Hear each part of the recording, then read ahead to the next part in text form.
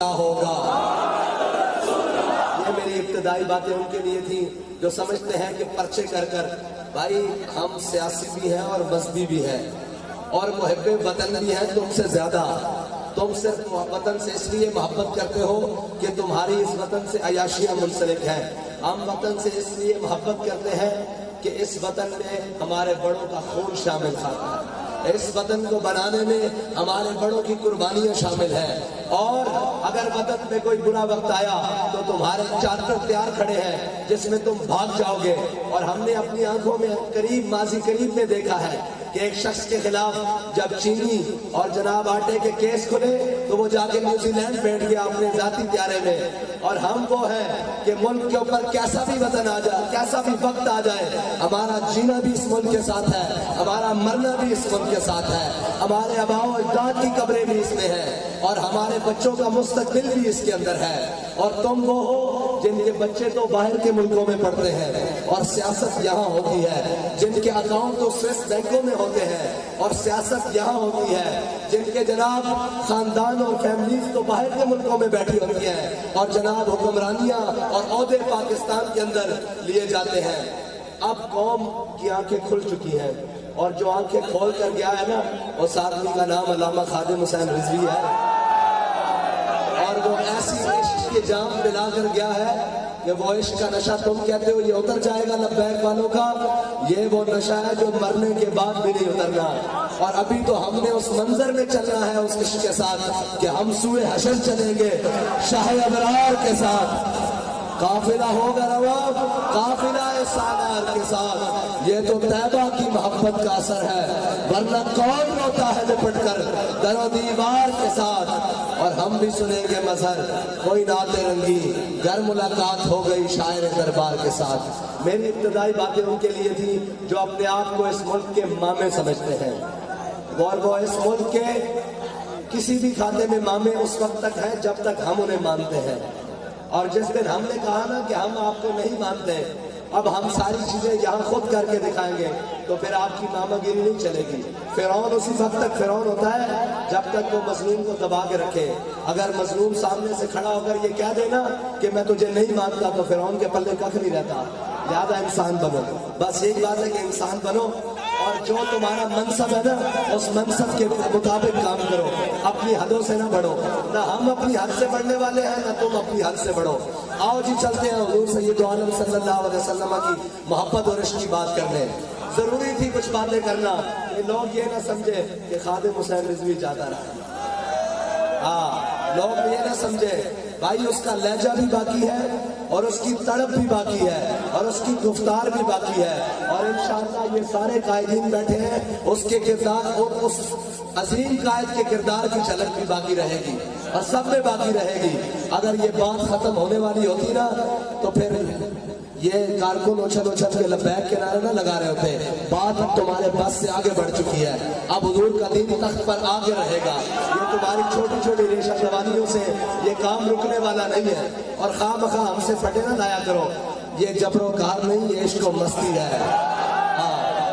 اور تم جن کو روکنے والے ہو وہ تمہاری تنخواہوں پہ پلتے ہوں گے، وہ تمہارے پیڑ ہوں گے، وہ در پردہ سودے کرنے والے ہوں گے۔ ہم جو ہے نا ابھی سینٹ تازہ گزرا ہے، ہمارے پاس تمہارے نمائندے آئے تھے، ہر طرح کے نمائندے آئے تھے، اور وہ کہتے تھے جناب کہیں ایڈجسٹمنٹ کر لیں۔ میں نے کہا مر ہی جاؤں جو اس در سے جاؤں دو قدم، کیا بچے بیمار غم قرب مسیحا چھوڑ کر۔ وہ آئے تھے اور وہ آ کے ہمیں کہتے ہیں کہ جناب اس پر کوئی سودے بازی کر لیں۔ میں نے کہا حضرت آپ لیٹ ہو گئے۔ کہنے لگے کیسے، کوئی ہم سے پہلے آپ کے ساتھ ڈیل کر گیا؟ میں نے کہا نہیں، ہمارا قائد ہمارا سودا بازار مصطفیٰ میں کر کے گیا۔ اس لیے کہ علامہ اقبال فرماتے ہیں غیرت بڑی چیز ہے جہان تگ و دو میں، غیرت بڑی چیز ہے جہان تگ و دو میں، پہناتی ہے درویش کو تاج سر دارا۔ اور وہی غیرت ہے جس غیرت نے علامہ خادم حسین رضوی کو امیر المجاہدین بنایا، جس نے علامہ خادم حسین رضوی کو عاشق رسول بنایا، اور جس نے علامہ خادم حسین رضوی کو اس امت کا ہیرو بنایا اور اس امت کا ماتھے کا تلک بنایا۔ اور انشاءاللہ اسی غیرت کو سمیٹتے ہوئے ہم انشاءاللہ حضور کا دین تخت پر لائیں گے. آؤ جی حضور کی محبت کی باتیں کریں. بس اتنا کافی ہے, ہمیں نہ چھیڑا کرو, اور اگر ہمیں چھیڑو گے تو ہم بھی بڑا زبردست چھیڑیں گے, اور اگر ہم چھڑ گئے نا تو پھر ہماری چھیڑ کا حل آخری یہی ہوگا کہ جناب انہیں مانا, انہیں جانا, نہ رکھا غیر سے کام, للہ الحمد, نہ دنیا سے مسلمان گیا. بس اتنا پیغام کافی ہے.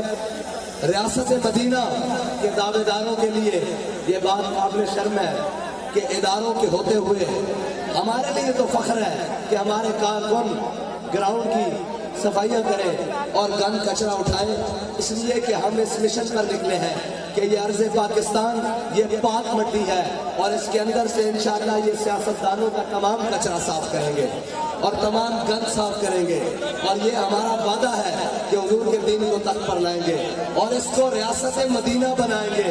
وہ ریاست مدینہ نہیں جس میں اسٹیج پر بچیاں ناچتی ہوں, وہ ریاست مدینہ نہیں جس میں جناب عورتیں مائیں بہنیں پکارتی رہیں اور جناب وقت حاکم پکڑ کر اپنی سیٹ پر بیٹھا رہے. وہ ریاست مدینہ نہیں جس میں جناب جب کہا جائے کہ اس ملک کے سب سے بڑے چور کا انتخاب کیا جائے تو وہ ہمارے ریاست مدینہ, جھوٹے ریاست مدینہ کے دعویٰ کرنے والے کی بغل میں سے جہانگیر ترین نکلتا ہے. اور جب کہا جائے کہ جناب بہت بڑے ظالم کا اس ملک میں لسٹ آؤٹ کی جائے تو پھر جناب اس ملک کے آئی جی اور جناب سی سی پی اوز کی لسٹیں نکلتی ہیں کہ جناب یہ بتے خالدین اللہ اولین و آخرین سب کو جمع کرے گا اور سب کو بلا کر اپنی زیارت کروائے گا اور پھر سب کو بھیج دیا جائے گا. حضرت آدم علیہ السلام سے لے کر حضور کی آخری امتی تک سب کو بھیج دیا جائے گا. پھر جناب صدیق اکبر کو اکیلا بلایا جائے گا اور کہا جائے گا صدیق جو تو نے اسلام پر احسان کیے نا آج ان کا بدلہ لے لے. علامہ اقبال فرماتے آمن الناس بر مولا ماں آم کلیم اول سینہ ماں.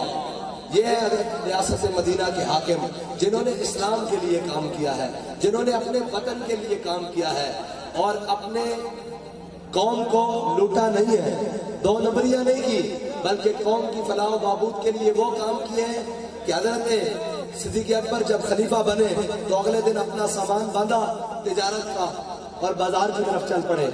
حضرت عمر سے ملاقات ہو گئی. حضرت عمر نے پوچھا جناب آپ امیر المومنین بن گئے ہیں, کدھر جا رہے ہیں؟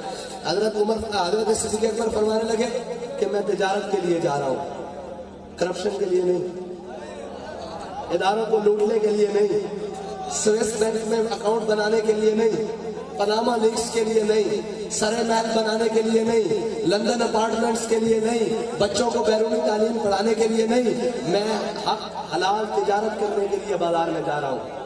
حضرت عمر فرمانے لگے آپ امیر المومنین بن گئے, آپ کو تجارت کی اجازت نہیں, آپ واپس گھر چلیں, میں اس امت کے امین ابو عبیدہ بن جراح کو لے کر آ رہا ہوں, ہم آپ کی تنخواہ مقرر کرتے ہیں.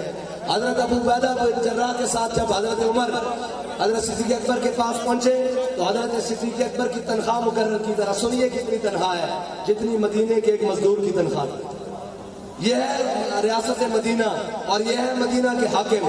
اب سنیں آگے جو لذت کی بات ہے, جس اسلام سے آپ کو قدغن ہے نا, جس اسلام سے آپ کو تکلیف ہے اور جس اسلام سے آپ کو ڈر لگتا ہے, وہ اسلام وہ ہے جو ابو بکر عمر کو اپنے پیچھے چلاتا ہے. وہ یہ نہیں کہتا کہ جہاں شکست ہو جائے تو پھر جناب اداروں کے خلاف بھونکنے شروع ہو جاؤ, پھر یہ کہہ دو کہ جناب انہوں نے دھاندلی کی, جدھر سے تم آئے وہاں کیا ریوڑیاں بن رہی تھی, وہاں بھی تو دھاندلی ہو رہی تھی, جن رستوں چور رستوں سے تم آئے ہو تو دھاندلی والوں کو دھاندلی سے ہی بھیجا جائے گا. جب تم نے دو نمبریاں کی ہیں, اب یہ سنیے گا, غور کریے گا, وہ بات میں آپ کو سناتا ہوں تنخواہ والی. حضرت فاروق اعظم کے زمانے میں کیسر و کسرا فتح ہوئے. جب کسرا فتح ہوا نا, ایران فتح ہوا, حضرت سعد بن ابی وقاص نے سارا مال غنیمت جمع کر کے حضرت عمر کی بارگاہ میں بھیجا اور ساتھ میں خط بھیجا, چٹھی بھیجی.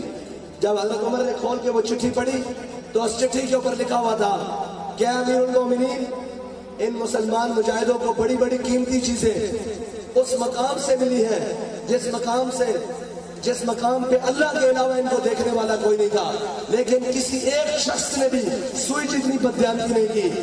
حضرت عمر رونے لگے, مولا کائنات پیچھے کھڑے تھے, انہوں نے حضرت عمر کے کندھوں پر ہاتھ رکھ کے خوبصورت بات کی جو اس امت کے لیے مینار نور ہے. فرمانے لگے اے عمر روتا کیوں ہے؟ جب تو بددیانت نہیں تیری رعایا کیسے بددیانت ہو سکتی ہے؟